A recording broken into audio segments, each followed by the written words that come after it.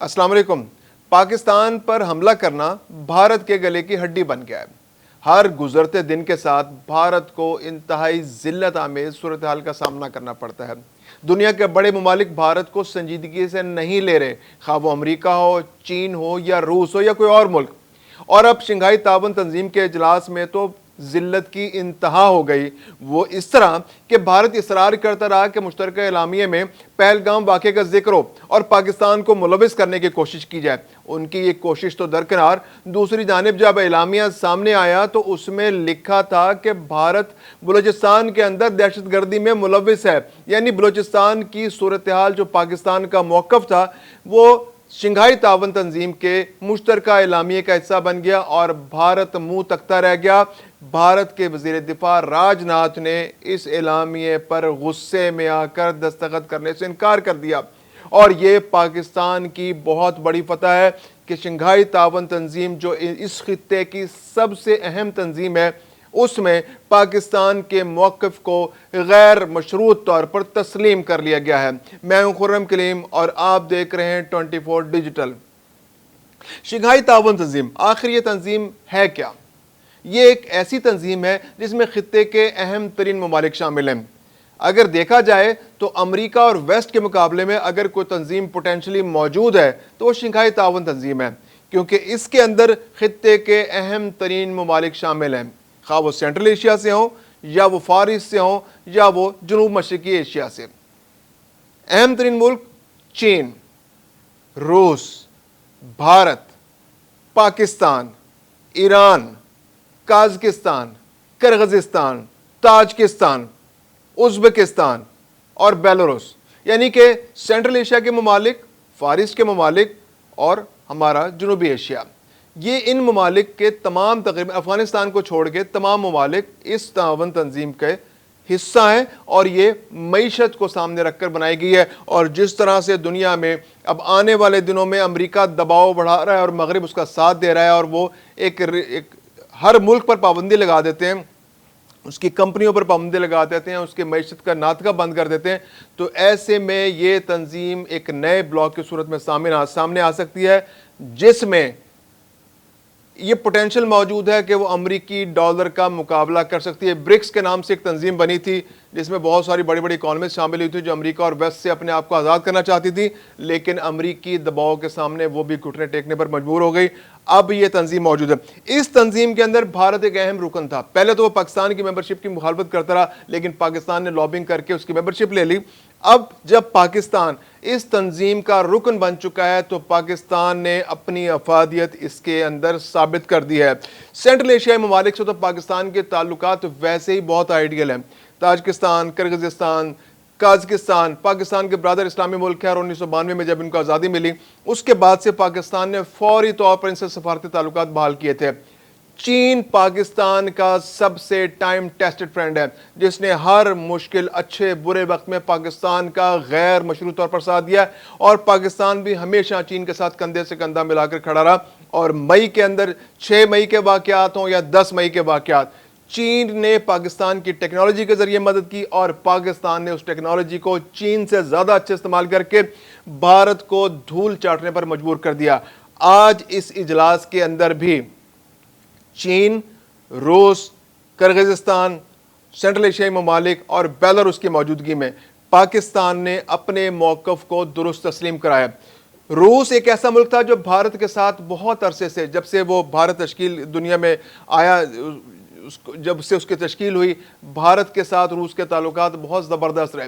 यानी भारत हमेशा अमेरिका के मुकाबले में रूस के ब्लॉक पर रहा, लेकिन पिछले चंद सालों से भारत ने अचानक रूस की दोस्ती तर्क करके अमेरिका की गोद में जा बैठा, जो रूस को किसी सूरत पसंद नहीं था। रूस अगरचे असला बेचता है भारत को, लेकिन इसके बावजूद रूस के दिल में ये मौजूद थी कसक कि भारत जो ख़ास तौर पर उसका दोस्त था, तकरीबन उनका दोनों का दिफाई मुआहदा था एक किस्म का, उस मुआहदे को छोड़कर उसने अचानक भारत रूस से हाथ छुड़ाया और अमेरिका के साथ दोस्ती कर ली।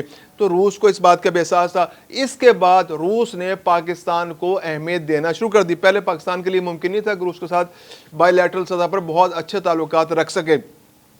अब रूस और रूस के साथ उसका जो रूस का बहुत करीबी मुल्क है बेलारूस, بیلاروس تو وہ ملک ہے جس کے ساتھ پاکستان کے بہت ہی زیادہ آئیڈیل تعلقات ہیں، خاص طور پر جو ہمارے پاکستان کی جس وقت موجودہ سیٹ اپ ہے گورنمنٹ کا، نواز شریف، شہباز شریف، ان کے تو پرسنل لیول پر بیلاروس کے ساتھ تعلقات ہیں، اور یہ دونوں ذاتی دوروں پر اس ملک کا دورہ کرتے ہیں، اور جب بھی بیلاروس کے صدر یہاں پر آتے ہیں تو ان کا غیر معمولی استقبال کیا جاتا ہے اور ان کو اپنے گھر کے ممبر کی طرح ٹریٹ کیا جاتا ہے، جیسے وہ شریف فیملی کے گھر کے مہمان ہوں۔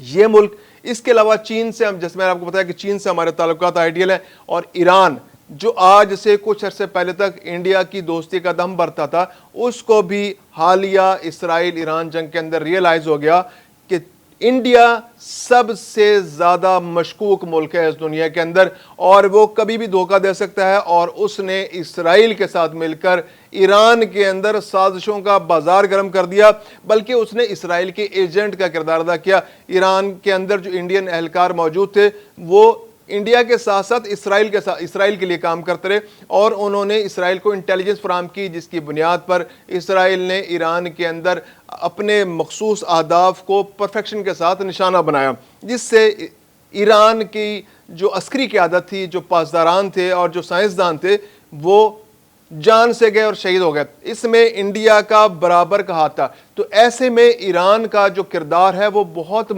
جو ایران نے انڈیا کے کردار کو بہت مشکوک پایا ہے۔ تو اس کے بعد بھی ایران ایک ایسا ملک ہے جس کی پارلیمنٹ کے اندر بھی اب تشکر پاکستان کا ذکر ہو رہا ہے، وہاں نعرے لگ رہے ہیں، صدر کی تقریر کے دوران تشکر پاکستان کی بات ہو رہی ہے۔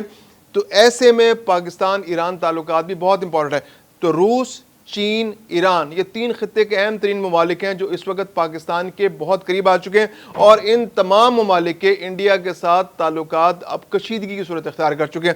تو ایسے میں انڈیا کے لیے پاسبل نہیں تھا کہ وہ پاکستان کے خلاف اس پلیٹ فارم کو استعمال کرتے ہوئے پاکستان پر دھونس دھاندلی کے ذریعے دہشت گردی کے الزام لگا سکے۔ پہلگام کا واقعہ، جس کو دنیا نے تسلیم کیا ہے کہ وہ بھارت کا ایک انٹرنل معاملہ ہے، اور بھارت اس حوالے سے کوئی بھی ثبوت آج تک دنیا کے سامنے پیش نہیں کر سکا، وہ پاکستان کے ساتھ اس کو لنک نہیں کر سکا۔ پاکستان نے دوسری جانب ہمیشہ موقف ظاہر کیا ہے کہ وہ اس واقعے کی غیر مشروط انٹرنیشنل تحقیقات کرانے کے لیے تیار ہے، تاکہ دودھ کا دودھ پانی کا پانی ہو جائے، اور بھارت کسی بھی ایسے واقعے کو بنیاد بنا کر پاکستان کے اندر جارحیت کرنے کی کوشش نہ کر سکے۔ وزیر دفاع راج ناتھ جو چائنا کے اندر موجود تھے، وہ بہت چیختے چلاتے رہے، پریس ٹاک کی، میڈیا سے بات کی، سب سے بات کی، وہاں پر روٹ کے ان کو دکھاتے رہے، لیکن اس کے باوجود کسی نے ان کی بات پر کان نہیں دھری۔ پہلگام واقعے کو انہوں نے اعلامیے کا حصہ بنانے سے انکار کر دیا، وہ اصرار کرتے رہے، کہتے رہے، دلائل دیتے رہے کہ خدا را اس کو شامل کر لیں۔ انہوں نے پہلگام واقعے کو تو شامل نہیں کیا، لیکن پاکستان کے اس موقف کی تائید کر دی کہ پاکستان کا علاقہ بلوچستان، جو صوبہ بلوچستان ہے، اس کے اندر دہشت گردی ہو رہی ہے، اور اس دہشت گردی کے اندر غیر ملکی ہاتھ ملوث ہیں، اور وہ غیر ملکی ہاتھ کوئی اور نہیں، صرف بھارت ہے، کیونکہ بھارت اعلانیہ طور پر بلوچستان کے اندر دہشت گردی کرانے، بھارت بلوچستان کو ایک آزادی کی تحریک وہاں پر اس کو چلانے کے لیے ہمیشہ فنڈنگ کے لیے تیار رہتا ہے، یعنی وہ وہاں پر ایسے ملک دشمن عناصر پیدا کرنا چاہتا ہے جو پاکستان کی سالمیت کے لیے خطرہ ہو۔ اگرچہ بلوچستان کی غیور عوام ان کو ہمیشہ مسترد کرتی رہی ہے، لیکن پھر بھی چند لوگ ان کے بہکاوے میں آ کے مالی فائدے کے لیے ان کے ساتھ مل کر یا کسی ناراضگی کی وجہ سے ان کے ساتھ مل جاتے ہیں، لیکن بھارت کی ہر سازش اب تک ناکام ہوتی رہی ہے، اور اب انٹرنیشنلی بھی ریکگنیشن مل رہی ہے اس بات کو۔ SCO پلیٹ فارم سے مشترکہ اعلامیے میں یہ بات آنا کہ بلوچستان کے اندر بھارت دہشت گردی میں ملوث ہے، پاکستان کی سفارتی سطح پر ایک بہت بڑی کامیابی ہے۔ اس کے علاوہ بھارت کو SCO پلیٹ فارم سے ایک بڑا کلیئر کٹ میسج کیا ہے کہ آپ کا اس خطے کا چودھری بننے کا جو خواب ہے وہ کبھی پورا نہیں ہوگا، نہ روس اس کو قبول کرے گا، نہ چین اس کو قبول کرے گا۔ پاکستان سے تو آپ ویسے بھی تازہ مار کھا کے بیٹھے ہیں۔ اس کے علاوہ بیلاروس، ایران، آپ کو کوئی ملک سپورٹ نہیں کرے گا۔ ازبکستان، کرغزستان اور تاجکستان، وہ تو ویسے ہی آپ سے شاکی ہیں آپ کے رویے سے، اور وہ روس کے ساتھ اور چین کے ساتھ اور پاکستان کے ساتھ مل کر کام کرنے کے لیے ہر وقت تیار بیٹھے رہتے ہیں۔ تو انڈیا ایک منڈی ہے بہت بڑی، لیکن انڈیا اگر اپنا رویہ درست نہیں کرے گا تو یہ باقی ممالک بھی انڈیا کو کسی صورت لفٹ کرانے کو تیار نہیں ہیں۔